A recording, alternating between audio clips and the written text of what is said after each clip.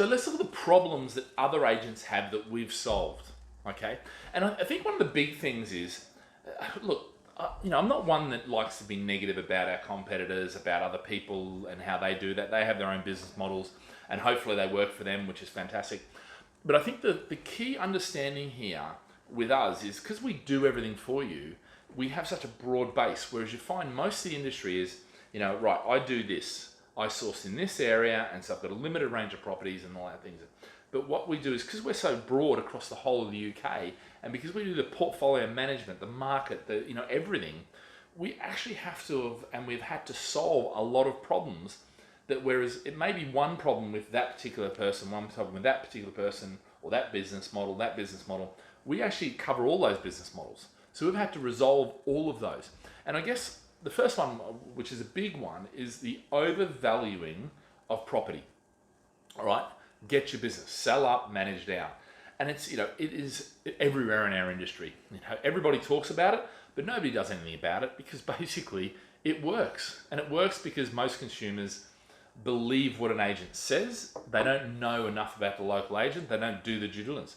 So we don't do that at all, okay? So what you find is we're very realistic, almost sometimes to our detriment, because we, more times than not, have to argue that an agent is saying it's worth this when we know it's worth this, yeah? And so we're to fight and educate. And that's how we do it. We just do it through education. It's not by rubbishing them. It's more by educating you so you can see why this is the correct amount, not this, okay? So that goes for the value of the property, but it also goes for the rental value that you're going to receive, okay? The industry, both parts of the industry, because one's a lettings and one's sales, they're two separate functions, if you like, in the industry. In a lot of cases, two totally separate businesses. You can have a sales business that doesn't do lettings and a lettings business that doesn't do sales, or you can have one that does both. We do both, okay? So you have the overpricing and the overvalue of the rent, okay? That's pretty much everywhere, has that.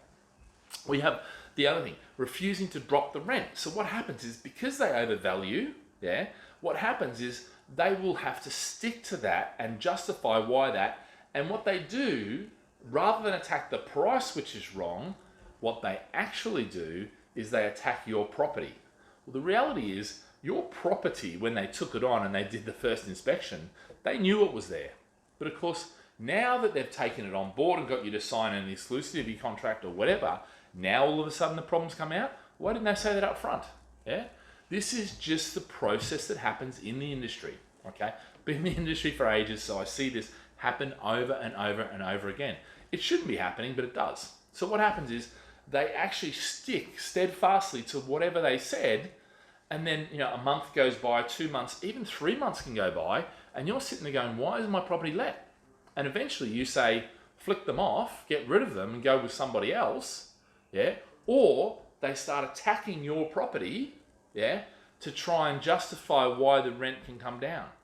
But most of the time they'll try and stick it there and they won't change it enough.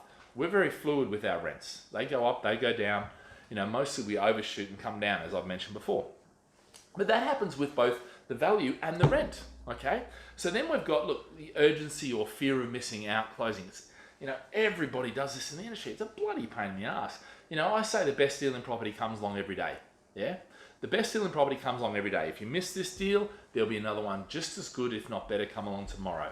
And you know what? I've been saying this, for the past, 30 years, And guess what? There's new deals come along every day, There is no shortage of deals in the world. You will find a property when you're ready, but get your ducks in a row first, then go to the property. Don't get FOMO'd or urgency closed into taking a property that may not be the best for you and your portfolio and your strategy, or for the market that you're in, okay? So that's key. So one of the other ones is most agents nowadays rely on online platforms. Make no mistake, technology has taken over this industry, but it hasn't been distributed fairly, So what you have in the UK, you have Rightmove and Zoopla. They're portals that rule the world, In other words, if you're an agent and you're not on them, you can have difficulty doing business. And a lot of agents who say they're charging too much money, I'm not going to use you anymore, invariably they end up having to, because the alternative is a lot of hard marketing and slogging, and most don't have the resources where it's very easy just to publish online and have people come to you, okay?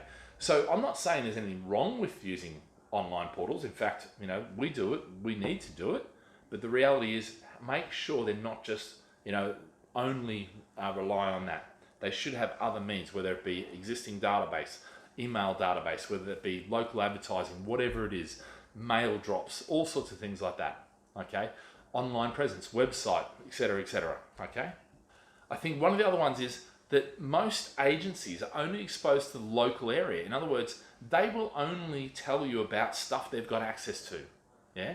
So as a buyer's agent, we have a broad-based access. We can go to different areas, we can go to different developers, different agents. We have access to a whole range, and we can bespoke as well. We can bespoke source, okay?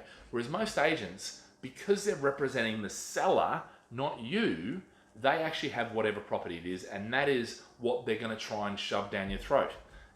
It may be a square peg down a round hole. Yeah, you don't want that. All right. So you got to avoid that or be very cautious about it. Now, sure, if you want that square peg, then fine. But the reality is, a lot of times there is other alternatives that an agent won't go through with you, and this goes for property exhibitions as well. They will only have whatever they're selling at that. They won't be talking about anything else. Okay, that's just the natural process of the way things are done. So I think one of the other ones is more, it's a failing in our industry. It's a disappointing fail, which is that there's no understanding of the market cycles, how politics affects the market. Pretty much it's either feast or famine in the marketplace, and this goes across all markets. Most estate agents, what happens is in the good times they do very well. In the bad times, they do crap. Yeah. Whereas actually we trade through all of that. All right. And the reason we do that is because we adjust our strategy to meet the market. And it's not just today's market. We don't just look at what's going on now. We look at what the trend is moving towards, and then we play to that market, not to the current market. Okay. We consider the current market because remember, we can't just pick dates and say this is what's going to happen on this date and this date, this date. It's a trend. So you always look at your current market and where the market's heading into. And that is something that most agents, they'll try and answer it, but really again, they'll very surface level things. Whereas we drive depth, we've written books, we do all that sort of stuff. We've got heaps of blogs about predictions, YouTube, my videos, predictions everywhere. Why? Because that's what I'm constantly doing. That is my role in the business, okay? And the guys that work with me, they're the guys who understand that, and we discuss it and we understand, the pros and cons of each of that and why we tailor where we're sourcing, how we're sourcing, all this sort of stuff to accommodate that, okay? So there's a huge depth of knowledge in that you'll get through that. So I think one of the other things too is, unrealistic comparisons? Yeah, so unrealistic comparisons where basically they will take a dog and they'll dress it up and make it look like a model. I mean, the reality is there are properties that are crap. There are properties that shouldn't really be bought for investment. Maybe somebody wants to live there, but investment-wise, you do not want to be touching that, okay? Unfortunately, our industry can make that look great. And we've all seen the memes that basically says, when we say it's a right-sized property, actually what it means is it's tiny, all these sort of things. I mean, the reality is we can pretty much dress up any property to make it look like it's an investment-worthy investment. That doesn't mean you should be doing it, and that doesn't mean that actually it is right for investment or right for investment, okay? So you've got to be careful about all this. And I think, really, this is where all these sort of things that we're talking about now are things you've got to be careful of. One of the other ones, which is a big one, which is, cash flow worksheets are terrible. Most part, they don't even do it. Most agents don't even go through a cash flow with you. What they'll do is they'll say, oh yeah, you'll get this much rent. They won't look at your mortgage. They won't look at what the costs are attached to that. So you can buy this, and this has happened many times, where you think, oh, this is great because I'm buying an investment and it's got a pool and a heater and a sauna and all this sort of stuff, cinema, blah, blah, blah. This is going to be great for my tenants.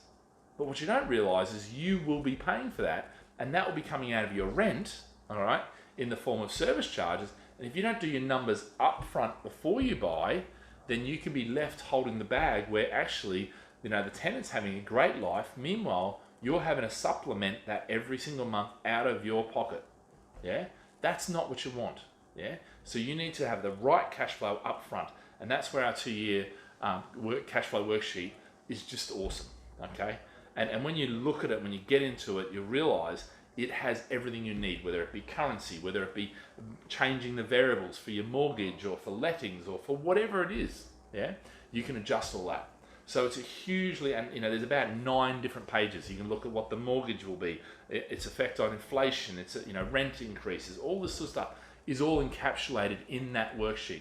Okay, it's an Excel spreadsheet or Google Sheets as well that you can use. And that's freely available. Yeah, because why? I want to up the standard of cash flows because it means such a big thing for us. It really does. I think that is one of the biggest problems in the industry is with cash flows and putting people into properties that aren't really necessarily for them. So like, subscribe, and be sure to comment, and we're happy to answer any of your questions.